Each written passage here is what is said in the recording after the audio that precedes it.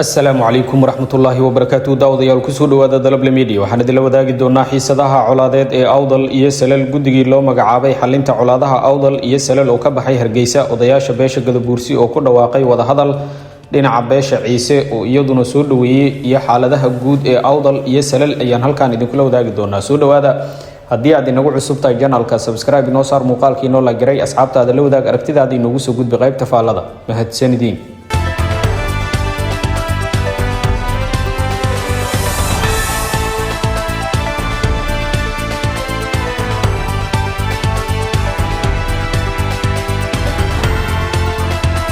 muddooyinkii ugu dambeeyay waxaa sare u kacay xiisado colaadeed oo ka taagan gobolada Awdal iyo Salel kuwaas oo sababay walaac amni barakac dadweyne iyo jahwareer ku yimid ganacsiga iyo isu socodka bulshada. si kastaba ahaatee waxaa muuqda dadaalo isdaba joog ah oo lagu doonayo in lagu qaboojiyo xiisada laguna bilaabo wadahadal rasmi ah. warbixintan waxaan si qoto dheer oo faahfaahsan ugu eegaynaa asalka iyo sababaha xiisada guddi loo magacaabay xalinta colaado oo ka ambabaxay Hargeysa, doorka odayaasha beesha Gadabuursi, jawaabta dhaqanka beesha Ciise, xaaladda guud ee Awdal iyo Salel, amni dhaqaale iyo bulsho. sidoo kale waxaad maqli doontaan saameynta siyaasadeed iyo tan mustaqbalka dhow. gobolada Awdal iyo Salel waxay ku yaalaan galbeedka maamulka Somaliland waxaana ay ku teedsan yihiin xuduudda Djibouti iyo Itoobiya. labadan gobol waxaa wada dega beelo walaalo ah oo muddo dheer wada noolaa balse mararka qaar ay soo kala dhex galaan khilaafaad la xiriira dhul daaqsimeed iyo xuduudo deegaan, ceelal biyoodyo iyo kheyraad dabiici ah, saameyn siyaasadeed iyo matalaad maamul iyo dacwado hore oo aan si buuxda loo xalin. xiisadaha hadda ka taagan ayaa la sheegay inay ka dhasheen muran ku saabsan deegaan lagu murunsanaa taasoo keentay isku dhacyo kooban oo sababay khasaare isugu jira dhimasho iyo dhaawac. maamulka Somaliland ayaa magacaabay guddi heer sare ah oo loo xil saaray xalinta xiisadaha ka aloosan Awdal iyo Salel. guddigan ayaa ka ambabaxay magaalada Hargeysa iyagoo ku wajahan goobaha ay xiisaduhu ka jiraan. ujeedooyinka ay uga ambabaxeen magaalada Hargeysa guddigan ayaa ah inay kala dhex galaan beelaha dirirtu dhex martay, inay sameeyaan xabad joojin degdeg ah, inay diyaariyaan gogol nabadeed iyo inay qiimeeyaan khasaaraha iyo baahiyaha bini'aadanimo ee ka jira goboladaasi. guddigan waxaa ku jira wasiiro, xildhibaano, saraakiil ciidan iyo waxgarad kale taas oo muujinaysa culeysyada arrintan la saaray. wararka laga helayo deegaanka ayaa sheegaya in guddigu bilaabay kulamo horudhac ah oo ay la yeesheen odayaasha iyo waxgaradka labada dhinac. odayaasha beesha Gadabuursi ayaa ku dhawaaqay wadahadal. odayaasha dhaqanka ee beesha Gadabuursi ayaa si rasmi ah ugu dhawaaqay inay diyaar u yihiin wadahadal iyo xal nabadeed.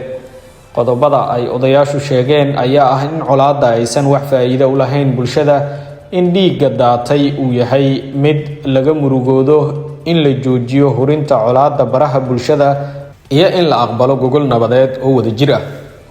odayaasha ayaa ku baaqay in la ilaaliyo derisnimada iyo wada noolashaha soo jireenka ah ee labada beelood. hadalkan ayaa si weyn loogu arkay tallaabo dhinaca nabadda loo qaaday. dhinaca kale dhaqanka beesha Ciise ayaa isaguna soo dhaweeyay wadahadalka, waxaana odayaasha dhaqanka iyo waxgaradka beesha Ciise ay soo dhaweeyeen baaqa nabadeed ee ka yimid dhinaca beesha Gadabuursi.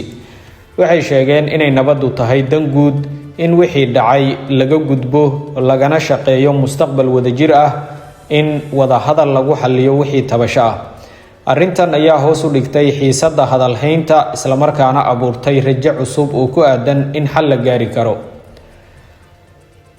inkasta oo dadaalo nabadeed socdaan, haddana xaaladda amni ee deegaanada qaar ayaa weli ah mid feejignaan leh. waxyaabaha la dareemayo ayaa waxaa qayb ka ah maleeshiyaad dheeraad ah oo la geeyey meelaha qaar, isu socod xadidan oo ku yimid wadooyin muhiim ah iyo cabsi ku jirta shacabka qaarkood. maamulka ayaa sheegay in ciidamadu u joogaan sugidda amniga ayna ka hortegayaan isku dhacyo beelaha dhexdooda ah. saameynta dhaqaale iyo midda bulsho ayaa ka dhalatay xiisadahan. xiisadu waxay si toos ah u saameysay nolosha dadka rayidka ah. suuqyada qaar ee ganacsiga ayaa si ku meel gaar ah loo xiray. daaq iyo biyo la'aan ka dhalatay cabsi iyo kala shaki ayaa xoolo dhaqatadu waxa ay sheegeen inay saameysay. waxa kale oo ay dadku sheegeen in dugsiyada qaar hakad galeen waxbarashadooda.